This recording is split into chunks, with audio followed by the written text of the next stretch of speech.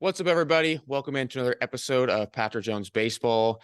On this episode, we have a good friend of mine, Taylor Valentine. Taylor is currently an assistant coach at Center College in Kentucky. He's coached at now the Division III level. He's coached NAIA. He's coached Division I college baseball, and he also coaches for USA baseball as well. So he's got a ton of experience in not even that many years of coaching. And so in this episode, we talk about some of the similarities and differences between the various levels, what he's doing with his players from a development standpoint at Center College, what he's looking for in recruiting, what he's looking for recruits. And, lastly, we talk about USA baseball and just kind of, how they run things at USA baseball and, some of the things that he's looking forward to doing there in the future too. So enjoyed talking with Taylor. He's a great guy and always appreciate catching up with him. If you enjoy the podcast, if you find value at all in this podcast, all I ask is you just share it with somebody, share the episode, share the show with somebody. I want to try to get this thing out to as many people as possible so we can help grow the game, so we can help more parents and coaches and players across the country and quite frankly, world too. I mean, we're now in over 20 countries. We have listeners in over 20 countries. So please share the show if you enjoy it, if you find value in it. And we'll see everybody next week. So hope you enjoy this one with Taylor Valentine. All right, we now welcome on Taylor Valentine to the podcast. Taylor, thanks for coming on the show today, man. Thanks, Pat, for having me. So you've now coached at Division I, NAIA, and now Division III. What would you say the biggest difference is in terms of the type of player that you're recruiting? Yeah, so I mean, starting out at an NAIA school at Asbury University, obviously I'm always looking for a guy that I think is a little bit better than the program that we had there. Obviously you want to try to find the guy that has the 5 tools. But typically at that level, it's going to be a guy that probably has 3. And then when I left there and had the chance to go to University of Illinois, Chicago, which was Division I in the Horizon League, they're now going to the Missouri Valley Conference. Now you're looking for that SEC guy that you can get to come to a mid-major school. He might not have the power tool, but he's got the run, throw, and the hit tool. And then making the transition to Center College in say Division III is I'm still looking for that Division I guy. Maybe he's a little bit undersized that a mid-major is going to pass on. But obviously we want the guy that's got some power. Can he hit? Can he throw? Can he make some adjustments? Obviously, it's going to be some physicality that you're going to miss compared to the mid-major Division I or the Power 5 Division I schools. So you would say the power tool is usually the one that separates players more than anything else? I think so. And to be honest, I think sometimes, obviously if you got the hit tool, but you might miss a little bit on the power side of things. But yeah, I think the biggest difference from the 3 levels that I've been at is definitely from the power standpoint. Okay. What would you say that your guys' philosophy is on the transfer portal? Yeah, so we've kind of tried to hit that market a little bit. Obviously it's going to take somebody special that wants to come to school here for us at Center. We're typically built for that 4-year guy that wants to start here and hopefully wants to finish here. Obviously it's blowing up. There's 3,000 something student athletes in there right now. Obviously, we like to try to get somebody out of that portal. Hopefully one day, 100% yes. And we thought we were going to have some success this summer. With a couple of guys we were in touch with, and they just found a better option that suited them, number 1, baseball wise, and then obviously number 2, financially. So most of the guys who are in the transfer portal, are they Division I players just looking to transfer to another Division I school, or do you also find a lot of D2 and D3 kids in there too? I think it's a mixture of both. I would say the majority is the Division I guys. If I had to take a guess, I think guys that are in that Division I that are now in the portal are probably looking for somewhere where they can go play, where Yeah. they've either had to sit for a couple of years, they're tired, they probably know like, hey, I'm not going to have a chance here, so can I go to a Division II, a Division III school and get on the field and finish out my last couple of years of play? So is it something that you're checking on constantly or reaching out to guys constantly who maybe you see a guy in the transfer portal who's a Division I player and you see that he didn't get to play very much and you're like, let me reach out to that guy because we may be able to get him. Yeah, I mean, this past summer was a good example because there were some guys that we had initially recruited that said, "Hey, we're going to go to a Division I school," and I've obviously tried to check in to see, all right, is he number one? Is he playing? Is he getting any innings? If not, okay. Now he's in the portal, so there's got to be a reason why he's in there. And majority of the time, it's not because he's not playing on the field at the school that he's currently at. So we'll check in. I do check that periodically. But now that we're ready to get going into fall ball here, it's probably going to slow down. Then I'll check into that portal. What's your time frame like for recruiting high school players? How early do you start that process? Yeah, so right now is that 23 class is our main focus. But we are taking notes on guys in the 24 class. Just because we want to be able to set ourselves up for success for what the projectability looks like for the guys that are coming in. So like this 2022 class was 16 guys. It's been our largest recruiting class since 2017. And we have a handful of offers out for the 23 guys already. How many players are you looking to bring in per class? It's going to vary every year. So like this season or this recruiting class was 16, like I said. And the biggest thing there was we needed to add depth. That was the biggest thing. We need to add depth. We need to create competition. And just basically a game-like mentality throughout, hopefully this fall. This recruiting class in 2023 will probably be about 8 to 10 guys. 24 will probably be pretty close to that as well. Okay. Taylor, would you mind sharing? I know we talked a little bit before we started recording about different, ranges for pitchers velocity that you're looking for, and maybe just, some time on position players. I think it's really beneficial to have players and parents and even other coaches, travel coaches, listen to someone like yourself who's a college coach and kind of give some objective information while having some nuance with that too.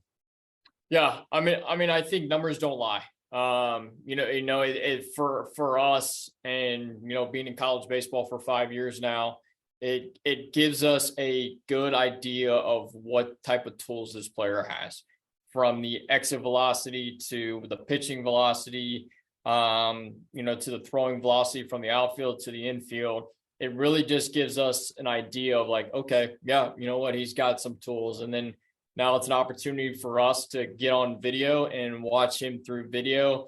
And sometimes that video doesn't always translate. Like we could have a guy that's got a 95 exit velo and it just doesn't translate to gameplay. And you're trying to figure out in the back of your mind, like, why does this not translate over to the game when I'm seeing this number pop up? And then there's sometimes where it does translate and we're like, all right, well, yep, he's got some pop in the bat. He can drive it to all types of fields. And then you get to the pitching side of it and you see a guy that's 83, 86, and you're like, man, he's got some life on the fastball, which would work for us here. Then you go watch him in a game and he's throwing it all over the place. The command is a big issue. So really from us, from the pitching side of it is obviously, location is going to win us games. And then can you bring more than just a fastball to the party? The majority of our guys here at center are probably between 83 and 85. We might run into a guy that's going to probably bump it this fall, probably up to 89, 90, hopefully. The majority of our exit velos here are 85 plus. We don't really have a guy below that. And if we do, doesn't mean he's a bad hitter. No, it doesn't. In today's world, that's what everybody's worrying about now. Can I throw hard and can I hit hard? Well, number one, can we control the bat in a game situation? And number two, if we're going to throw hard, can we locate pitches for strikes? Yeah, it's I'm glad you brought that up because there's kids I think even at all levels, even in professional baseball, who I've seen, be up to 110, 115 exit velo. And I saw a player last year, I was with the Orioles, he hit 118 in a game. It was a ground ball 118 in the game. And he'll never play in the big leagues because he's not a good enough hitter. And so it's kind of what you're talking about right here, where it's, hey, you may at center, you may have a kid who's maybe a little bit less even than 85, but he can control the strike zone, right? He knows how to hit with two strikes. He doesn't, expand the zone like crazy, and he gets on base, and he could be one of your best hitters, even though his exit velo isn't necessarily the highest. Right. From a pitching standpoint, you talked about having that range, at least usually 83 miles an hour. From an off speed, does it matter if it's a curveball? Do you also want him to have a changeup, or is it just one or the other? Kind of varies by guys. I think from, obviously besides bringing the fastball to the party, what does this secondary pitch look like? Does it have the true curveball shape? Does it have more of a slider shape? For us, it doesn't really matter if he's going to throw a curveball, slider, or changeup, knuckleball or whatever. Can we just bring more than one pitch to the party? And our biggest thing here is obviously off speed is gotten big now. You see a lot of guys that are tending away to get rid of the fastball, and they're starting to pitch a lot of guys backwards now. So if we can start off a guy with a breaking ball for a strike, now we're in his head, and now he doesn't really know what's coming. But are we specific on what they throw? Not really. So since a lot of guys are pitching backwards now, and you're in charge of the hitters, how do you help them get ready for that from a development standpoint? Yeah, our biggest thing is be on time with the fastball. Let's do damage with the fastball. If they throw a first pitch breaking ball, okay, maybe we take it. But we know a fastball is going to get thrown in somewhere in that count. And that's the biggest thing is, can we be on time and can we do damage with the fastball? So you're okay with them swinging at the breaking ball first pitch? Because I know some coaches don't like that. Yeah, if they like it and it's in their zone and that's what they're hunting for on the first pitch, then sure, let's go. Like, the more that we can be aggressive early in the count and hopefully put us in a better advantage, I would like that from a hitting perspective. Coaching our guys is, if we can get out early and get on, then let's go. So you don't necessarily, I guess your coaching philosophy is more so just be aggressive. Is that your guys' hitting philosophy, or is it even more in depth than that?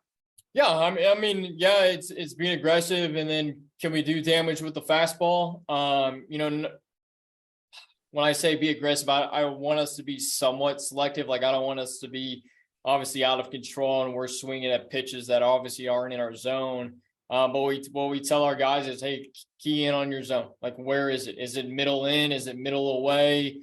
We kind of break it down in a 9-box format. So we go, like, if you're a right-handed hitter, it's a 1 is at the very bottom of the zone, 2 is in the bottom middle, 3 is in, then you kind of work your way up. 4 is away, 5 is middle, 6, and so on and so forth.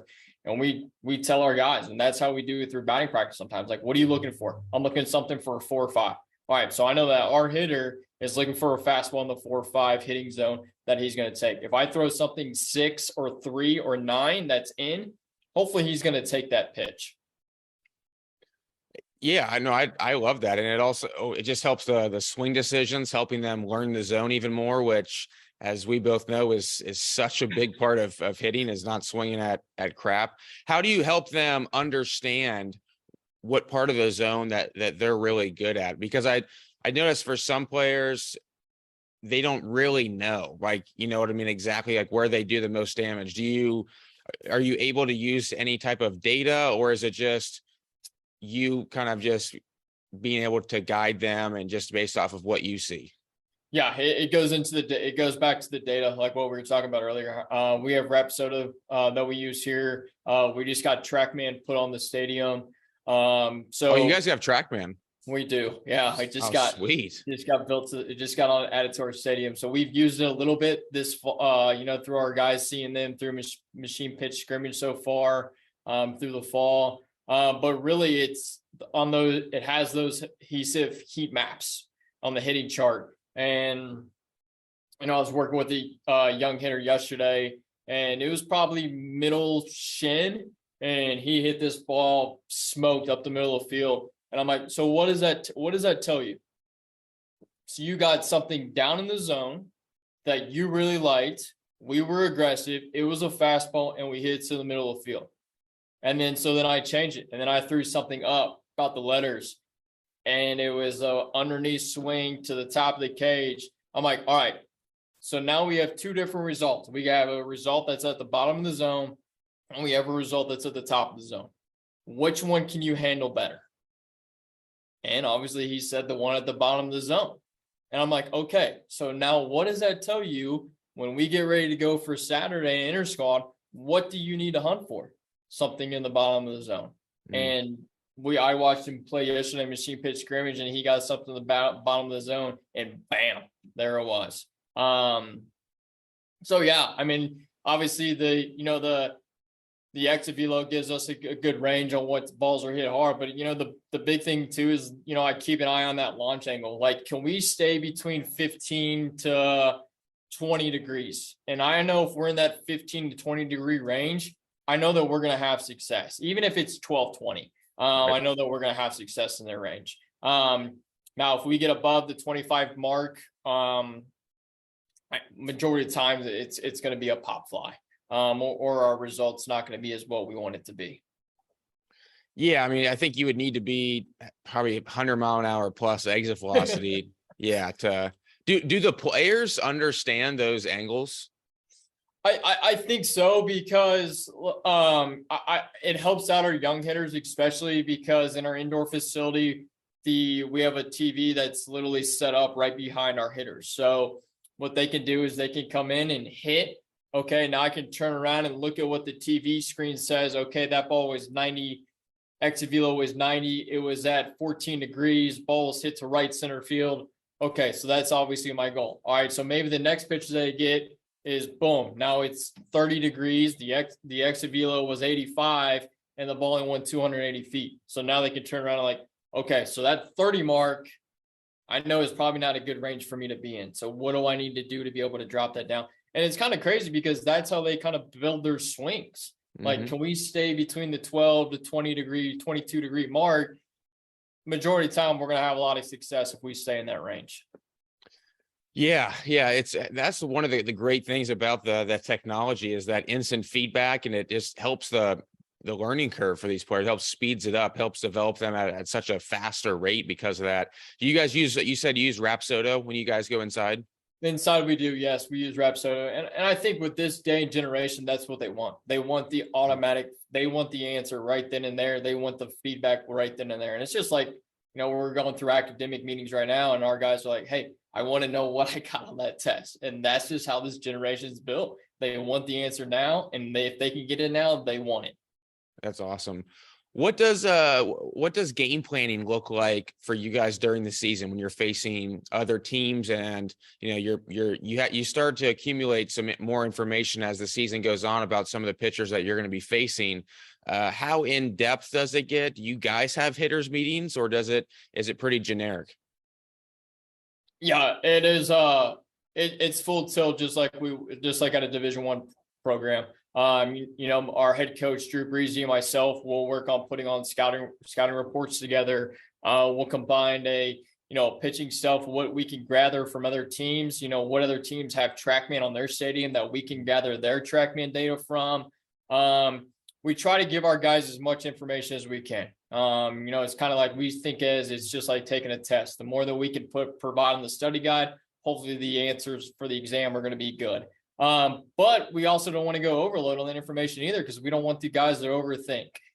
So there's a lot of times where, if we're playing Saturday, Sunday, we'll have a team meeting on Friday, and we'll split up into pitcher hitter meetings, and we'll kind of go over the philosophy of, hey, listen, we're going to see 2 righties on Saturday, and we're going to see a crafty lefty on Sunday. Here's what our attack plan needs to be for Saturday. Here's what our attack plan needs to be for Sunday. Just to giving them some insight. And then a lot of times too, it's can we pick up some tendencies? Is it fastball, breaking ball, changeup? Is it backwards? Is it not? And to be honest, like, we rely on our hitters to go back in the dugout and provide that information to the guys that are also in the game, and also to the guys that are on the bench, because somewhere the guy on the bench is going to have an opportunity to come in for a pinch hit or whatever. And the more information that our players can provide back for our guys, the better off that we're going to be. And they also give information to our Coach Breezy too in the dugout, and it allows him to help provide those guys some information in the dugout as they're walking to the on deck circle. So are you coaching third base during the game? I am coaching third base. Yes. How do you like coaching third base? It's been awesome since I've gotten here. When I was at Asbury, I coached first base. There was a times where I coached a couple games at third. I coached first base when I was all at UIC. Then when I got hired here, that was one of Coach Breezy's biggest things. Like, hey, we're going to slide you over to third and let you kind of do it. But it's been really fun. But it makes my vision and perspective on the game a lot different, because there's times where I need to be aggressive and there's times where I need to slow down. But also too, there's a lot more emotion over there too, because you're ultimately the decision maker. And when something goes wrong, that's where everybody's eyes go to. Yeah. So it's really helped me mature as a young coach. To like, hey, listen, like, you're going to make mistakes. Everybody's going to make mistakes. How can we keep our attention to detail focused on our guys to make sure that the positive energy stays fluent? Taylor, if you could go back and tell yourself one thing that now, having coached third base for, several years, what would you tell yourself, like the first game that you ever coached third base? It's crazy because, like, I still get butterflies when we stand there for the national anthem, and I know that we start on defense at home and I get to run out there in the bottom of the first, but I still get butterflies. But I think a lot of that is just my competitive nature. If I would go back, just be patient. And it's not about you. It's about the team. It's how can we put these guys in a successful position to hopefully win. Is it hard to be the hitting coach and coach third base? Because I never really coached third base much, and I assume it'd be tough to really follow along how each guy's doing and everything, and while also worry about everything once guys are on base. Is that tough or no? Not really. Coach Breeze and I do a really good job of bouncing ideas off of each other. Obviously our philosophy is going to be the same, because that's what we want the mojo to be through our entire team. The only thing different is he might say it in a little bit of a different content than what I say, and it might click with some of those guys right away. And I might say it in a little different content where it clicks with some guys. And at the end of the day, if they decide to go hit with him or they decide to come hit with me, it doesn't hurt our feelings, because we're ultimately working towards the same goal. But he also sees some things from the dugout where I don't see at third base, and there's vice versa, where I see some things from third base where he might not pick up in the dugout. So not really. We have a really good relationship. So it doesn't really put a lot of pressure on me. It allows Coach Breezy and myself to have really good dialogue throughout the game.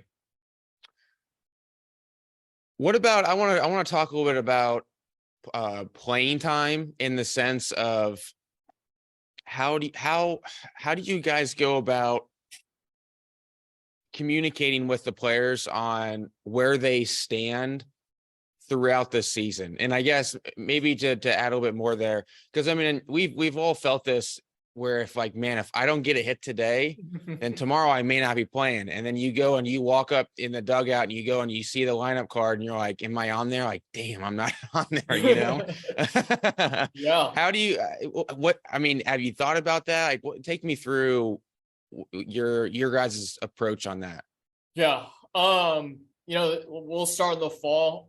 The fall is a clean slate for all of our guys coming back. No matter if you're started in center field for us for 3 years and you hit 340, you're an all-conference guy. And the fall is a clean slate. Like, we give every single guy an opportunity to win a job in the spring.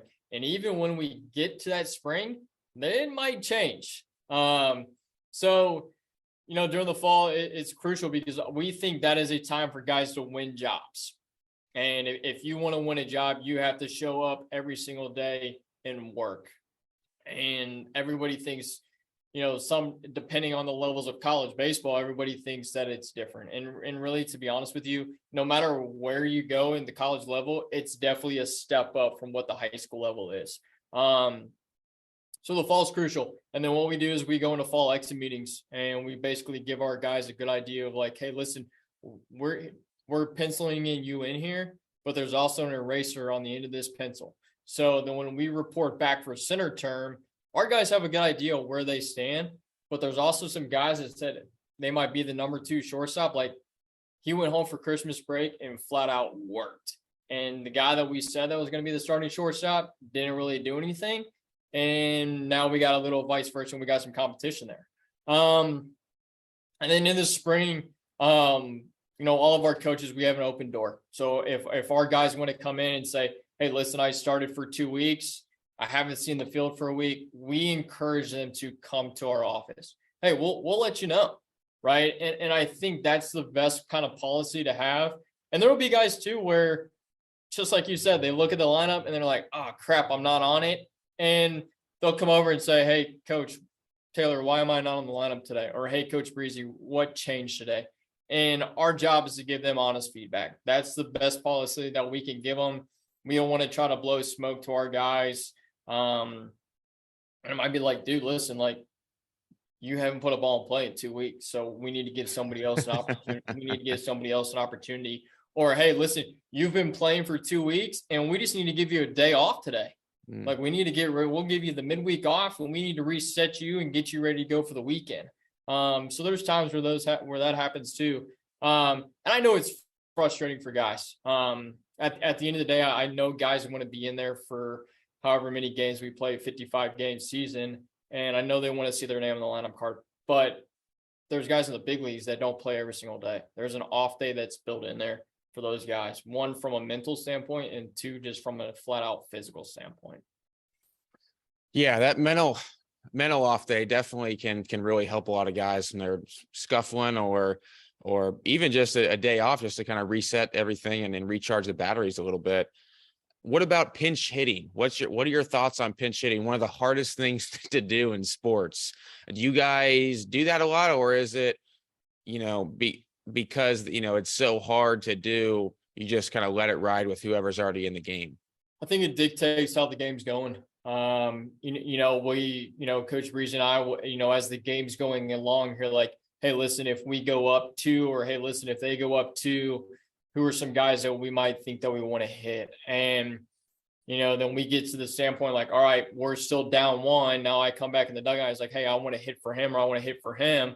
And then I just basically walk by the dugout and just tap those guys on the hip and say, hey, listen, go swing a bat. If we get into this situation, there's going to be an opportunity for you're probably going to go in the game here. And we try to, not really that you can predict it, but at least if we do get to that situation, we want those guys to be prepared. Like, hey, listen, bottom of the 7th, there's an opportunity where you're going to go hit here.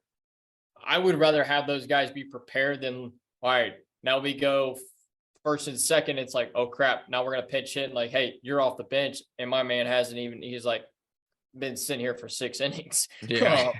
So we try to give them a little bit of a heads up the best that we can. And then when there's times when we're on defense, I will walk through the dugout and say, hey man, go move around a little bit, stretch out, swing a bat. We don't know what's going to happen here. It could be a pinch hit, or we could do a defensive substitution where you're going to go to right field. And our guys know that too. Then there's some guys too that know that that's going to be their job. And sometimes you got to remind them a little bit like, hey, this job is really tough.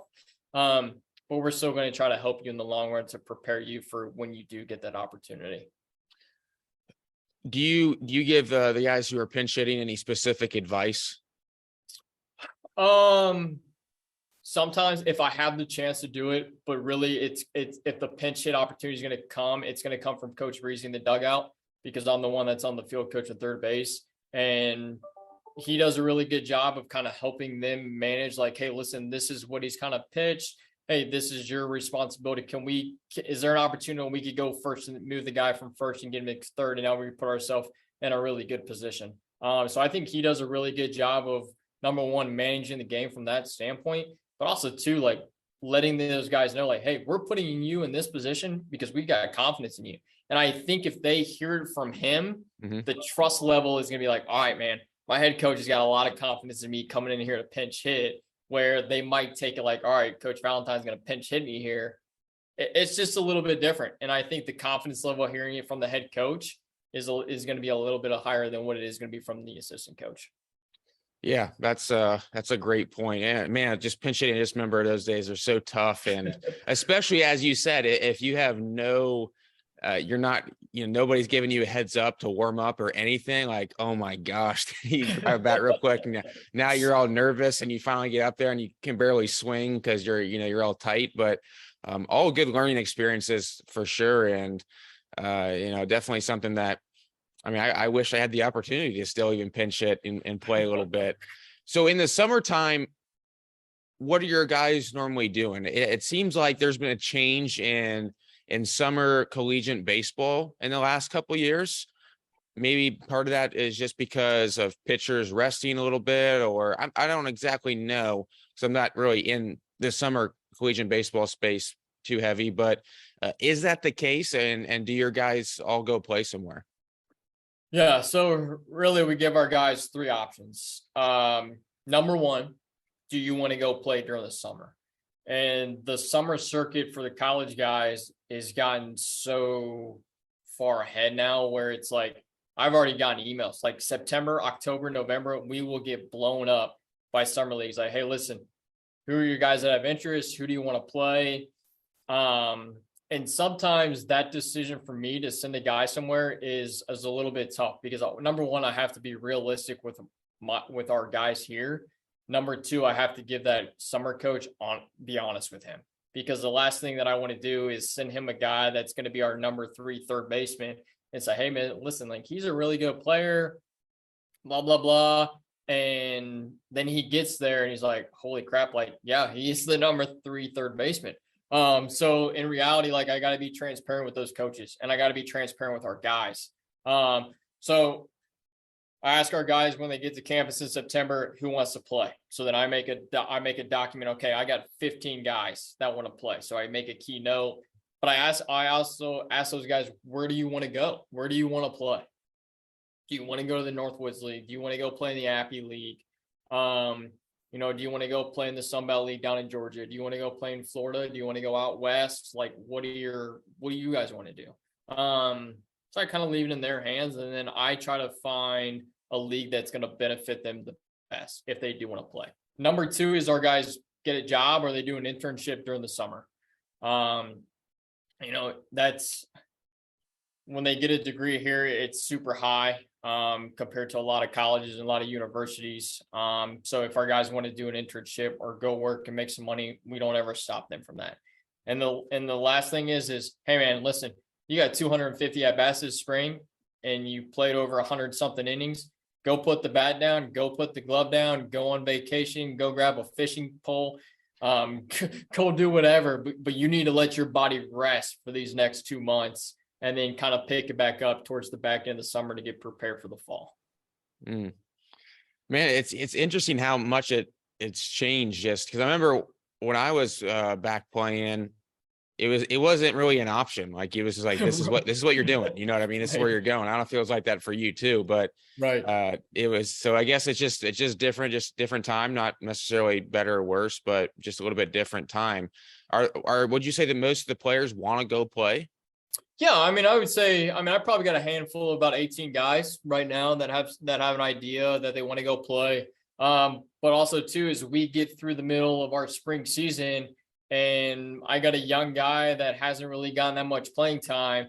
I might pull him into the office and say, hey man, we need to think about going play some summer baseball, man. And number one thing is can we get you some more at bats? Can we get you some more in-game experience? And number 2 is, can we get you to be better prepared for what it's going to look like when you come back in the fall? So those conversations do happen too. And then you might get some guys on the flip side where like, hey, I want to play summer baseball, and they get a lot of innings. And I basically tell them, and Coach Breeze, our head coach, will say, hey man, let's just shut it down. We got this many innings. We know you want to go play, but let's let the body recover and rest a little bit. So what are you normally doing in the summertime? Are you out recruiting? What's your schedule like? Yeah, so this summer was crazy. And I think our whole coaching staff would say that. So about the middle of the spring, our head coach Drew Brees got announced as the USA 15U manager for USA Baseball. So we knew that he was going to be gone majority of the summer. He had one mission, and that was to bring home a gold medal, which he did, which we are super excited for him. I watched every single game that he played in, shot him texts, texted him. His wife and family ended up going down to watch him win it, and just so happy for them. But at the end of the day, it put some pressure on myself and Coach Gaines, our pitching coach, to figure out, hey, how are we going to do this? What do we need that's going to help us in this class? And a lot of times those summer schedules come out about the middle of spring. So that's when we're starting to prepare for, hey, where are we going? What are we going to do? We spent a lot of time in Ohio, a lot of time in the Nashville area, a lot of time in Atlanta. I had the opportunity to go out to the West Coast this summer a little bit in California. Went out to the East Coast. It was a busy summer recruiting. And then in August, I did some stuff with USA Baseball for their NTIS, which is the National Team Identification Series. It was a busy summer. I know my wife missed having me at home a lot of times, but she understands, and she's such a great support of what it takes to obviously marry into somebody that has a passion for what they do every single day. What's it like being a part of USA Baseball? It's super humbling. I first got the opportunity in 2017. Got an email from Ann Claire Roberts, who oversees a lot of the hiring staff. So I've been a part of the task force, which is scouting players during that tournament and basically selecting the best 12 guys to either go on and represent a national team or to go on and be a part of the national player development. So last year, I was a part of the 14U task force, which basically the coaching staff that was a part of that selected guys to be a part of the 15U trials. So knowing that our head coach was the 15U head coach this year, him and I had a lot of good dialogue too, because there was 12 guys on that roster where he didn't really have that much information about. And, the times that he was here during the summer, we were bouncing things off of each other. And then this past summer, I was a part of the 16U Midwest. I was one of the 16U head coaches. So it's split up into 6 regions. There's 6 age groups, and it's a really great opportunity for young players to be a part of, because there are college coaches, Division I schools all over that facility in Cary, North Carolina, just recruiting. And to be honest with you, it's a good networking process for me as well, because now I had the chance to talk to Julius Dole at Georgetown. Got to talk to Coach Rogers at Louisville. And build some relationship with those guys as I continue to grow through my coaching career. But obviously, they want information about the guys on my team. It's a really great experience to go there. And just like I have goosebumps on opening day, I have goosebumps when I walk through that thing. And I've been doing it since back in 2017, and it's 2022, and I'm still getting goosebumps every time I walk through there. And just the people that are down there. Ann Claire does a really good job of running that. Ben Kelly does a phenomenal job. They take care of the coaching staff. They take care of the task force. It is a truly number one organization. Well, first of all, that's awesome, man. I applaud you for doing that. And I thank you for doing that too. And definitely representing USA Baseball, which is, incredible honor. What is the plans for you? Like, do they just going forward, do they tell you like where they would want you to be for the following year? Like, how does that work? Yeah, sometimes they do. So when I left the complex this past summer, Ann Claire asked me, she was like, hey, what do you want to do for next summer? And basically I'm open to doing whatever.